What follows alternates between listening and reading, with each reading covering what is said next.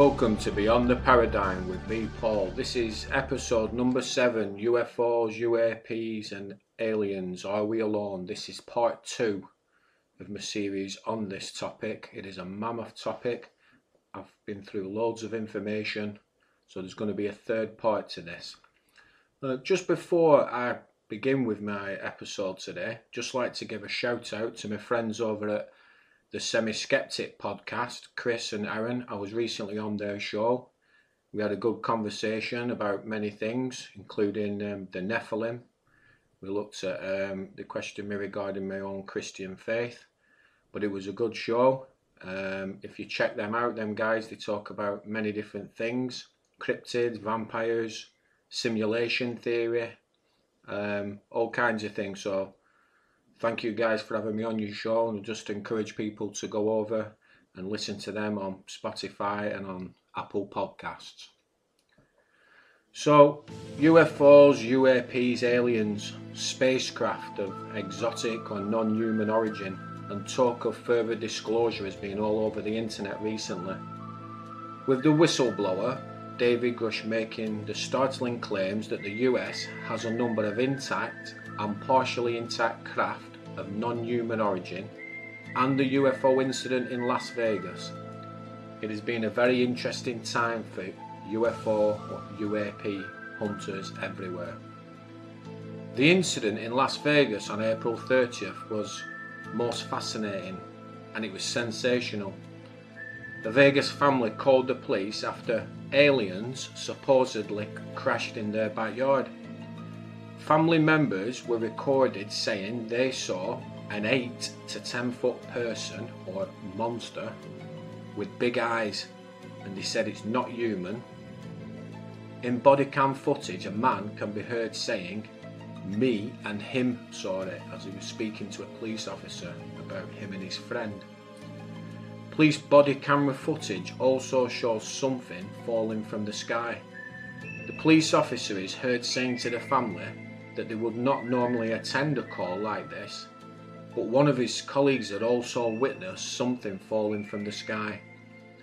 And I've seen Ring doorbell footage that's been released and shown online for some of the neighbours that live close by to this house, and you clearly see a green object hurtling towards the ground, and it has been explained recently as being a meteor of up to 1 metre in diameter. That's an explanation that has been given. According to sources close to the investigation, law enforcement are not treating this incident as a hoax, and they have placed the cameras in the backyard of this family's house in case aliens make another landing. Multiple sightings over the years, and an estimate of between 4 to 8 million people in the US alone have been abducted or claimed to be abducted by aliens. Crop circles appearing around the world. Cows mutilated, some of which have been drained of all their blood. Claims of reverse engineering alien craft have been made by various people, but most notably by Bob Lazar. He is a self-proclaimed physicist who claims he was hired in the late 1980s to reverse engineer extraterrestrial technology. So what is going on? Well, in this episode, first of all, I'm going to look at a couple of incidents from the UK and one from the US. And one of these incidents from the UK, I've only recently heard about it. And it's this incident in Penturk in South Wales. And it occurred on the 26th of February 2016. The Penturk incident refers to the events that took place on the night of the 26th of February 2016, where a primary eyewitness, Kaz Clark, along with some other witnesses, observed several unidentified aerial phenomena over the Welsh village of Penturk. The objects interacted with witnesses, it is claimed, and were then intercepted, and witnesses believe shot down by several military aircraft observed on the night with the craft itself crash landing in Smilog Woods behind the Royal Glamorgan Hospital. Many of the people who witnessed military activity around the area, including numerous helicopters, of which some apparently landed, explosions were heard and local residents were frightened. Multiple witnesses rang the police. The armed forces later claimed that it was a military exercise codenamed Chameleon. A simple explanation: case is closed. Or was it? Kaz Clark, a local resident and primary witness, claimed to have seen absolutely everything and posted a comment on the Wales Online article that claimed it was just a military exercise. Her comment she posted stated that it was absolutely not a military exercise. She also claimed that the target the military was chasing was not an RAF jet, but a UFO. Mrs. Clark stated it was enormous, majestic, no way you could be mistaken. In the early hours, she was drawn to the fields behind her house because of a huge pyramid of light taking up the night sky.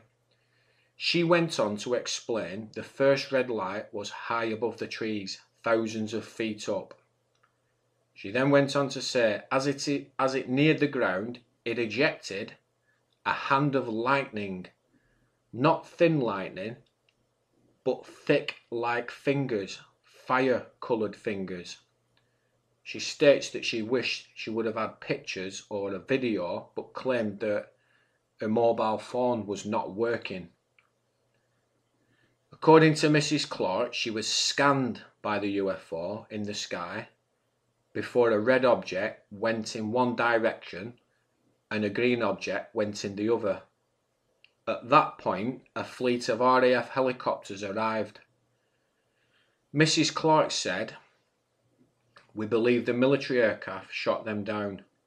There was a loud explosion in the area, heard by Kaz Clark, which she said was like an enormous kaboom." That's what she said in the interview that I listened to.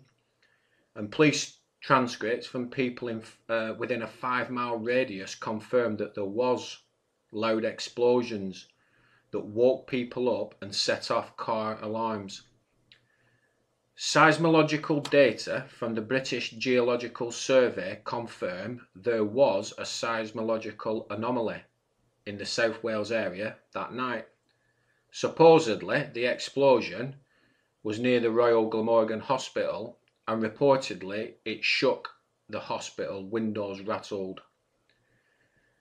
The MOD responded to the Freedom of Information request regarding the explosion by stating that it would not be possible for them to retrospectively confirm if the shaking felt at the hospital was caused by simulated explosions. All other Freedom of Information requests regarding the incident have received a Section 26 exemption response, which allows for the withholding of information that might be considered a security risk.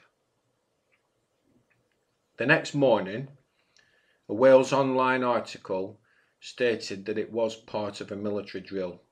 The primary witness, Kaz Clark, stated that it wasn't a drill and that the exercise took place the week before. The reference is to exercise Chameleon, which took place in the area around the time of Mrs. Clark's alleged sighting of a UFO. What is more, the military knew they were coming and had a spotter plane out, she stated, in the air for 2 days, waiting for the event. She then goes on to say, when it came, 4 planes chased the green object, whilst the spotter plane circled approximately 6 red oval objects, which formed a pyramid shape. Several red spheres hovered silently above the fields until the helicopters came. Mrs. Clark claims that they couldn't record the incident on their phones as they'd stopped working. And since the incident, Mrs. Clark has taken 3 polygraph tests all of which have indicated she was telling the truth. Another witness, Mike Hembry, claims to have seen a red pulsing light followed by two more to form a triangle descending from the clouds. Mr. Hembry said, "It looked very large indeed. I don't think it touched down totally, but about 10 to 12 feet from the ground. It lit up fully, showing the full outline of it, then it dimmed down." He added that black, red and green orbs emerged from it, as if they were dancing and moulded into one, pulsing from red to green slowly. Witnesses told the Swansea UFO network they spotted a red light to the west above and beyond the line of the trees that marked the field's western extremity. It was followed by other red lights that formed the outer edges of a huge triangle standing upright, tilted to the right, with a convex rather than straight lower edge. They said that they didn't see it arrive, but rather it just appeared in front of them, with some suggesting that it has travelled interdimensionally. The site of the alleged crash showed some strange signs, apparently, such as the trees had branches damaged quite high up and odd white burn marks. Mrs. Clark also stated that at the crash site it was actually snowing, but it wasn't snowing anywhere else. But the snow was said to be like a very spongy type material, but they described it as being snow. However, I've seen some pictures from a presentation done by Kaz Clark, which she did to a local UFO group. And one of the pictures shows the large triangle or pyramid UFO with orange lights around the edges. She said that the sparks or lightning appeared to emanate from the lights towards the ground. On examination, however, the orange lights look very much like military parachute flares, something I have experience of being in the army. She also described the red and green orbs that floated around the area, and from the pictures they look remarkably like these drop zone markers that are used by military when paradropping at night. It's likely that it was a special forces exercise, and the planes, the people and the night activity and all the secrecy suggest that this was an SAS or similar unit on exercise. You see, not too far away is Hereford, the home of the SAS, and the exercise had since been published as Exercise Chameleon, which apparently happens twice a year. And it's happened as recently as 2021. It involves ground forces, helicopters, surveillance aircraft and transport aircraft such as the C-130 Hercules to do paradrops. The secrecy from the MOD is due to it being special forces. They will never comment on special forces exercises, training or operations. I'm ex-forces, and trust me, anything to do with special forces is very, very secretive.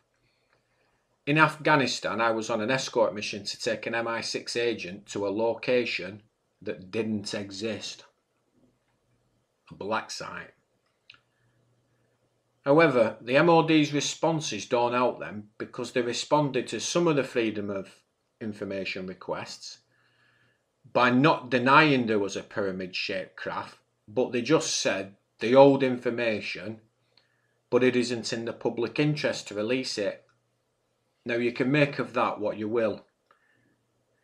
But could the witnesses just have been mistaken as they had untrained eyes? And I personally can't accept that an RAF jet shot down a potential non-human craft. RAF fighter jets, such for example as the Typhoon, they're awesome. However, they wouldn't have had the capability to shoot down an alien craft, based on the information given from multiple eyewitness accounts, including US Air Force personnel over the years regarding UFOs. Footage from cockpits of US fighter planes shows UFOs moving at ridiculously high speeds and outmaneuvering fighter jets. Kevin Day was a radar operator on board the USS Nimitz in 2004, and he claimed to have seen a tic-tac shaped craft on the radar and estimated that it travelled at speeds of up to 24,000 miles an hour, then dropped from 20,000 feet down to 1 foot above the sea in 1 second. Just let that sink in.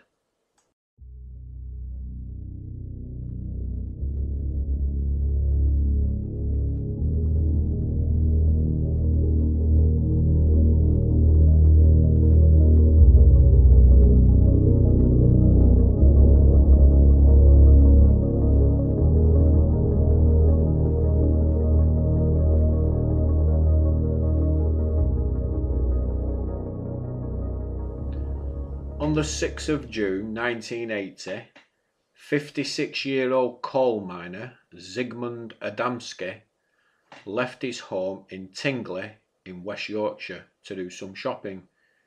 He never returned. On the 9th of June, his body was found on top of a 10-foot high pile of coal in the town of Todmorden, 20 miles away from his house. Sent to investigate, local policeman Alan Godfrey discovered that while Adamski was wearing a suit, his shirt, wallet and watch were all missing.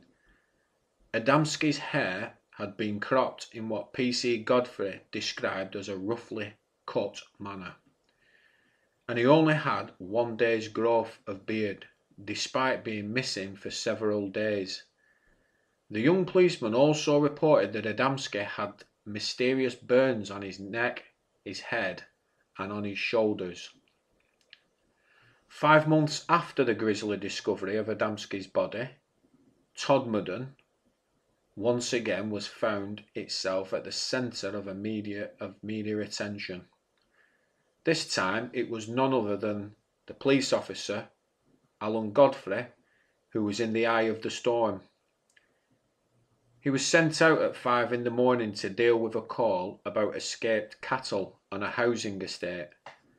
Godfrey, according to his own account, stopped dead in his tracks by what he claimed was an unidentified flying object.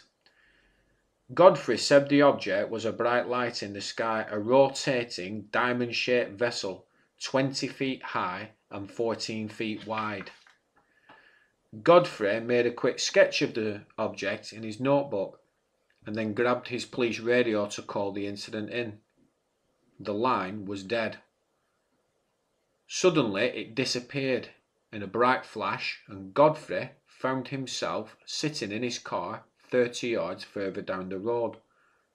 Looking at his watch, the policeman was surprised to see it was 25 minutes later than it had been just moments before. Weirder still, his boot was split open and an itchy mark had appeared on one of his feet.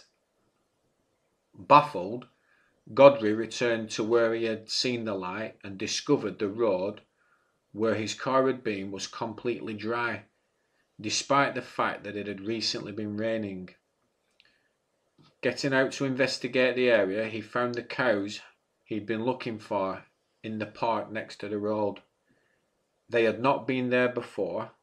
They hadn't been there before. He saw the strange object in the sky. What on earth was going on? When finally he managed to report his strange encounter, Godfrey was met with scepticism and even ridicule. On the advice of his solicitor friend, he decided to see an hypnotist to get to the bottom of what he had witnessed.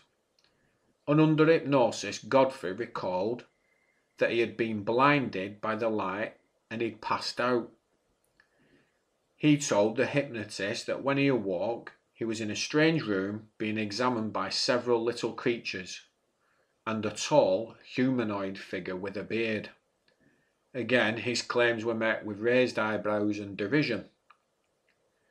Several weeks after Godfrey's account had leaked to the newspapers and became an international news story, he was called into his inspector's office.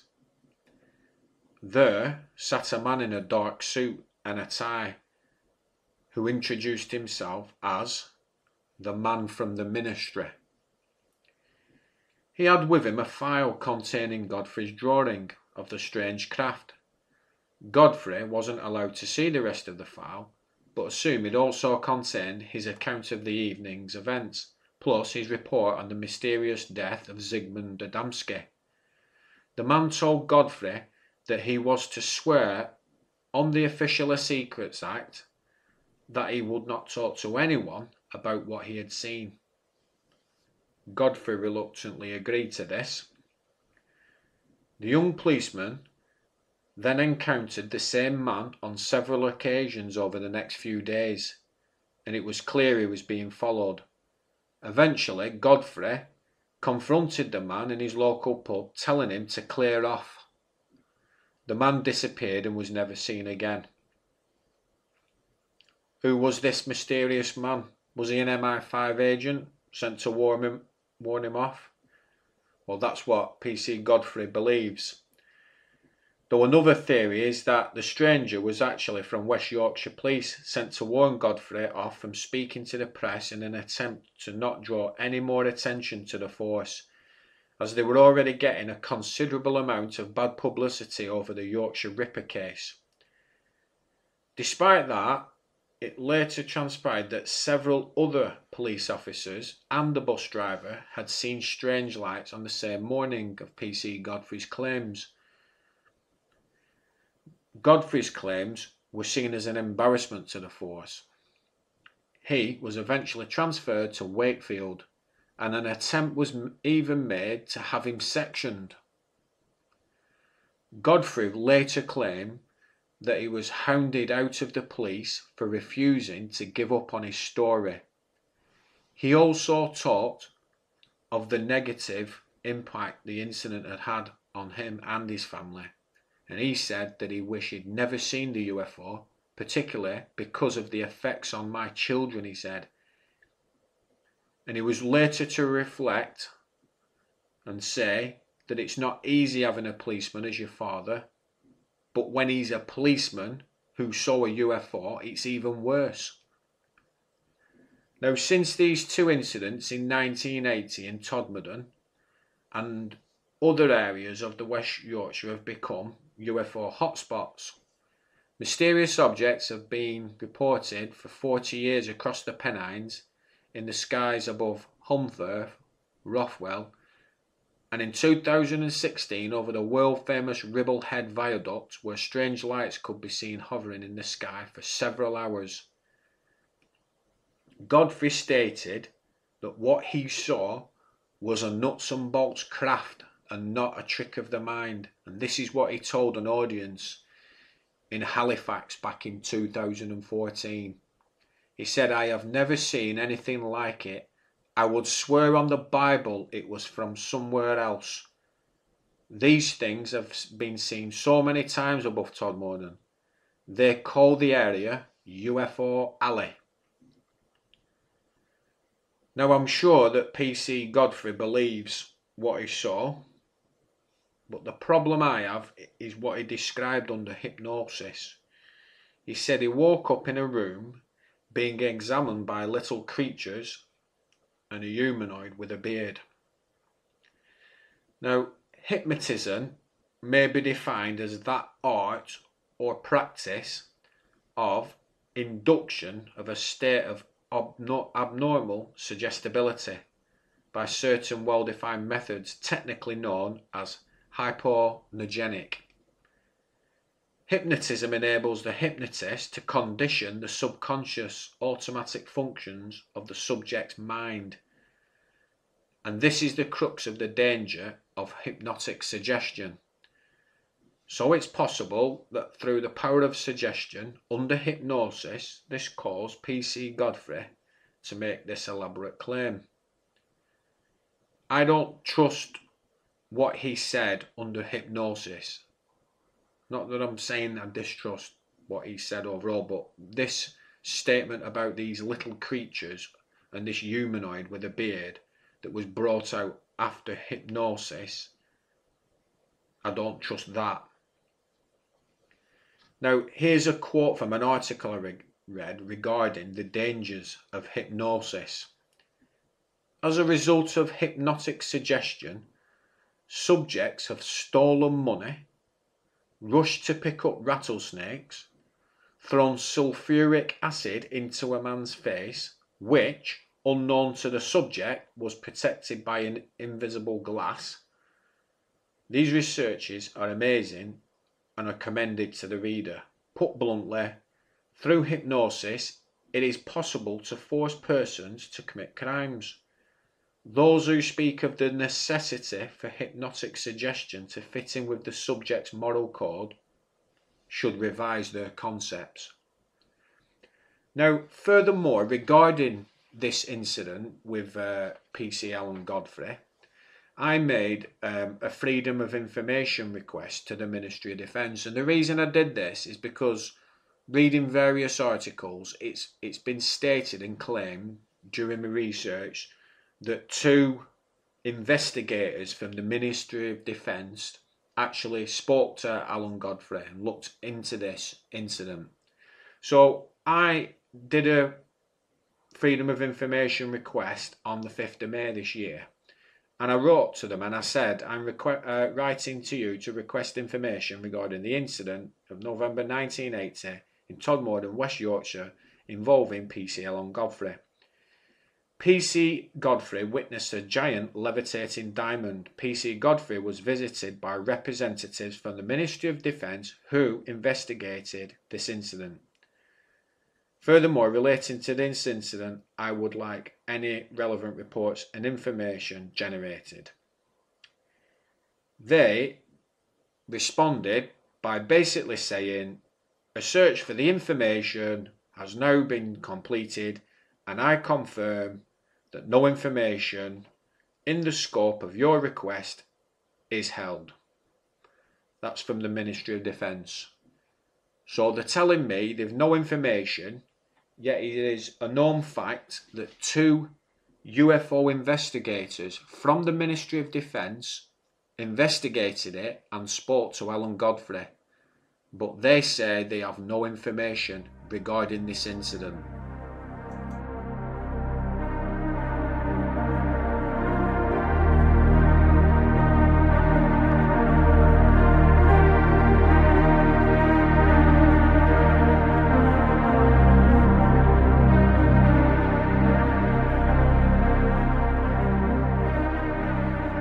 This next reported sighting of an alien craft, I've only just heard about it recently, but it is another startling account.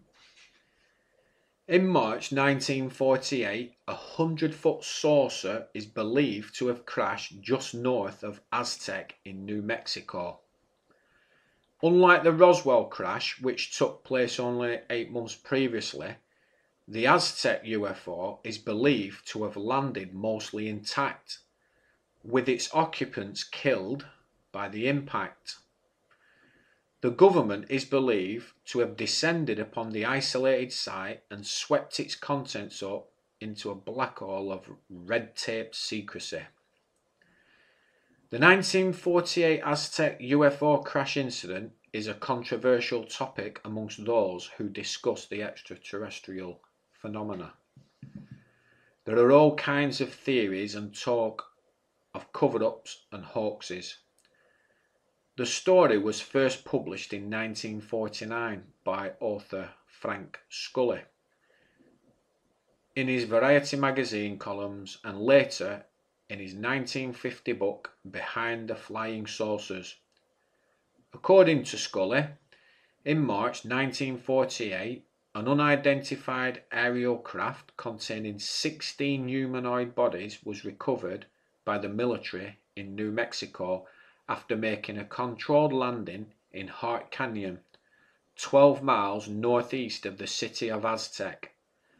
The craft was said to be 99 feet in diameter, and it is said to be the largest UFO to date. Scully named as his sources two men identified as Newton and Gebauer, who reportedly told him that the incident had been covered up and the military had taken the craft for secret research. Scully wrote that the crashed UFO, along with other flying saucers captured by the government, came from Venus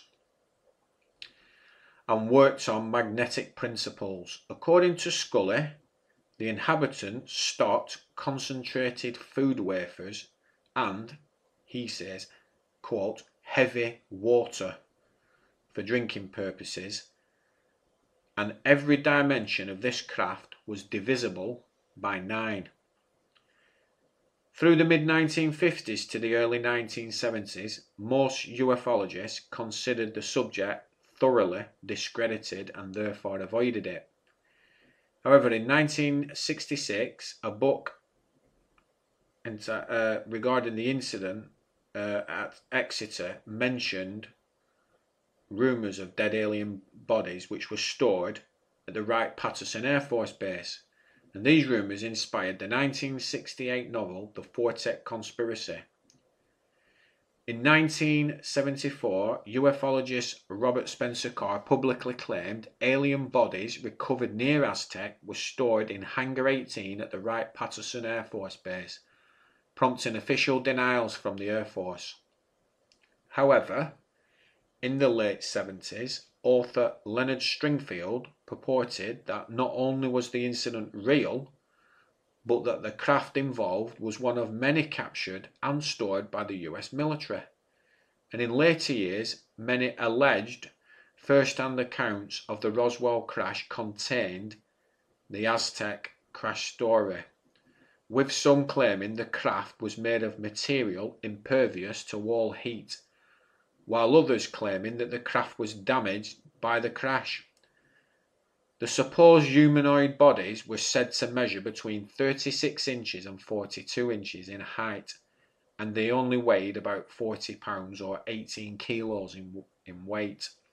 Ufologists claim that shortly after the craft was downed, the military cleared the area of evidence, including the bodies, subsequently taking it to Hangar 18 at Wright-Patterson Air Force Base. So this story, it's another level to many I have read.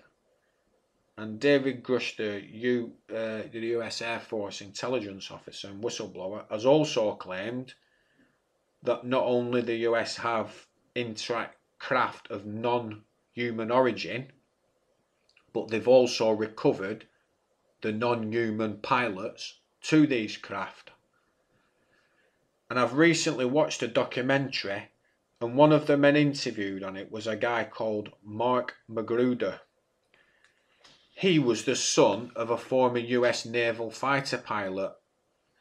And on this documentary, he recounted a tale regarding what his father, Mac Magruder, told him. In July 1947, Colonel Magruder began his year's posting to the National Air War College at Maxwell Field in Alabama, and he remained there until June 1948. July was a fateful month in his life. According to his sons Mark and Merritt, because it was the month that his class took a special trip to Wright Field, which is at Wright-Patterson Air Force Base in Dayton, Ohio. Mark McGruber recounts his father told him that he and the rest of his class were told that the military wanted his feedback, his thinking on a decision they had to make. It was a strategic decision in the area of military and political planning. Basically, those higher up in the military were looking for guidance on a critical decision they had to make. Now, he told Mark McGruder that he was shown debris from the crash at Roswell, and he was brought into first-hand contact with one of the pilots of the craft the only one that was left alive. Basically, Mac Magruder told his sons that whilst he was at Wright-Patterson Air Force Base, he saw a live extraterrestrial, and there were people experimenting on this extraterrestrial, and apparently he said that the experiments were quite extreme. In fact, they were that extreme that those carrying out the experiments ended up killing this extraterrestrial. So, over the course of the last 2 episodes, I've basically shown that due to the extraordinary stories I have covered, that it is claimed that we have been visited by physical alien craft, and some have crashed and been recovered. Dead and an alive pilot have been recovered from crash sites, it has been claimed. People all around the world have claimed to be abducted by aliens, and also Mac Magruder, he claimed to have seen a live alien that had been captured, and he said he's seen it at this military base here on Earth. Now, I've been doing obviously some of my own research. I've mentioned it in my last episode. And one of the pieces of research that I have done is to Lancashire Constabulary, and I mentioned it in my previous episode that I'd done a Freedom of Information request, and I'd asked them for some information regarding UFOs and UAPs, lights in the sky, aliens, extraterrestrial beings over the Lancashire area. They got back to me. Obviously, I'd said it in my last episode. Basically, the time frame that I gave them, it was too large, so they asked me to narrow it down. So I did narrow it down. So after telling me they had 504 reported incidents of these keywords that they'd searched, UAPs and UFOs, aliens, all these things, 504 in total, I sent this other Freedom of Information request, and I narrowed it down to the period 1st of January 2020 to the 31st of December 2020. So I actually got clarification now, and they've actually come back to me with some information, and they've only basically said they have 1 recorded incident. So after saying over a 10-year period they had basically 504 incidents where they'd done this keyword search, and it had popped up with 504 instances of UFO, UAP, alien, all these things mentioned. It said 504. They've come back to me and said that between the 1st of January 2022 and the 1st of January 2022 and the 31st of December 2022, they've only got 1 recorded incident. And apparently, the caller, this is what it says, the caller declared themselves of the real Antichrist, and that a UFO had crashed, and no further details were obtained. So, needless to say, I was slightly disappointed with that, because obviously that's just utter nonsense, and I'm not even taking that seriously. But they said to me 504. I was expecting there to be at least anything between 15 to 25 possible sightings of something anyway, but they've come back with that, and that's it. But I had done another Freedom of Information request to North Wales Police, because I now live in North Wales, and they come back with a number over a 10-year period. Some of them state, like one says here, says that whoever rang states that he's dealing with aliens coming from planet Mercury with the UFOs. Another one said that he looked outside his window before going to bed and he can see a red and white light. The police apparently informed them that they knew it was a drone. There's another one saying that some guy rang up and he said he could hear aliens in the woods behind the hotel and was not sure if it was real or not, and they advised him to speak to the staff at the hotel. Some of these are obviously just nonsense. But there's one from 2021 which is quite interesting. So it says suspicious circumstances or objects, and someone said they'd like to report an unidentified flying object. It was a man who rang because it said he described it as a large metal silver-shaped disc about the size of 2 helicopters. It had bright green flames at the front of it, like bright orange glowing fire, but instead they were green flames, and cloudy steam at the back of it. He said the object was going very fast. The object was being followed by a helicopter, and the helicopter had red and white flashing lights on it. I don't know what to make of that, but that's some of my independent research. Obviously some of them that I read out, they're clearly nonsense, and the one from Lancashire Police where someone says is the real Antichrist, that's clearly someone who's possibly intoxicated, who just rang up thinking it's funny. But what is actually going on? Because I've talked about different cases of people who've seen UFOs, and they've claimed that they're physical craft, and there's claims obviously of physical alien bodies. Now, is this a government psyop? Are these claims actually real? Are these physical or spiritual entities? Or is this phenomena a combination of all these things? Who's involved? Military, governments, deep state, private companies? Is it even possible that physical craft can travel through space from other planets? When travelling at the speed of light from the closest galaxy to us, which I believe is the Andromeda galaxy, to our galaxy, will take approximately 2.3 million years. Is it possible? Well, let's find out in the next episode of Beyond the Paradigm as we go deeper into this rabbit hole.